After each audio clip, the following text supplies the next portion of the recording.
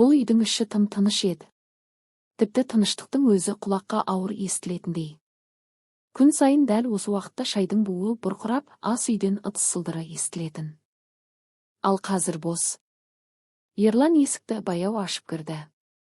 Әдеттегідей мен келдім деп айтуға да даусы шықпады.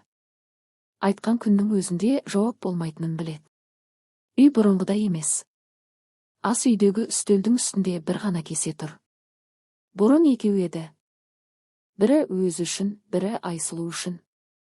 Қазір сол екінші кесе шкафтың түбінде шаң басып жатыр. Ерлан күрсінді. Бұрын ол бұл үйге асығып келетін. Себебі есікті ашқанда оны біреу күтіп тұратын. Жымиып, қарапайым ғана келдің бе? Деген сөздің өзі қандай жылулық беретінін енді ғана түсінді. Қазір оны ешкім күтпейді. Теледидар қосулы. Бірақ дыбыс жоқ. Сол баяғы әдет. Айсұлу шу шықпасын деп үнемі бәсең қоятын. Ерлан бұрын ашуланатын. Даусын көтерші, естілмейді ғой дейтін. Қазір өзі де дыбысты қоспайды. Тыныштыққа үйреніп қалған. Бөлменің бір бұрышында Айсұлудың сүйікті гүлі тұр. Су құйылмағанына бірнеше күн болғаны көрініп тұр. Жапырақтары солып бара жатыр. Ерлан жақындап келіп гүлге қарады.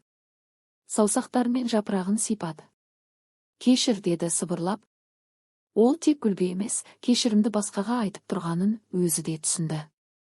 Бәрі бір күнде басталған жоқ. Алғашында ұсақ нәрселер еді. Ұсақ реніштер. Ескерілмеген сөздер. Тыңдалмаған ойлар.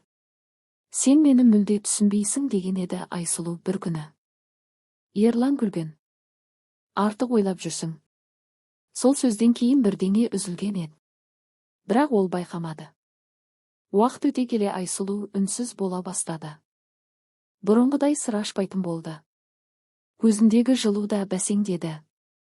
Ерлан оны да байқамады. Соңғы күні ғана бәрін түсінді. Мен кетемін деді Айсұлу жай ғана. Ерлан алғашында сенбеді. Қайда барасың? Өзімді табатын жерге. Ол кезде бұл сөздің мағынасын түсінбеген. Қазір түсінді. Үйдің ішінде жүріп өтті. Әр бұрыш естелік. Әр зат өткеннің сынығы. Ас бөлмеде Айсұлудың күлкісі қалғандай. Жатын бөлмеде оның иісі. Терезе алдында бірге ішкен шайдың жылуы. Бірақ өзі жоқ. Сол жоқтық бәрінен ауыр. Ерлан диванға отырды.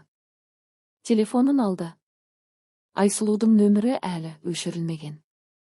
Бір сәт ойланып отырды. Жазайын ба? Қоңырау шалсам ба? Бірақ не дейді? Қайтшы ма? Жоқ. Бұл сөз кеш айтылатын сөздердің бірі.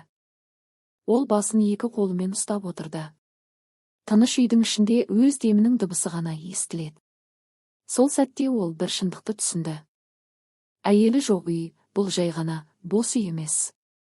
Бұл кеш түсінген жүректің жалғыздығы. Ерлан орнынан тұрды. Ас үйге барып екінші кесені шығарды. Шаңын сүртті. Оны үстелдің үстіне қойды.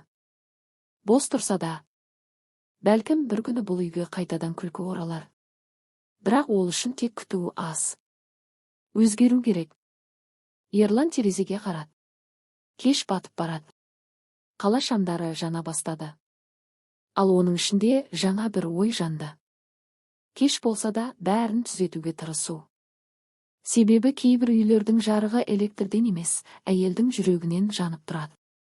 Ал ол жарық өшсе, ең жарық үйдің өзі қараңғы болып қалады.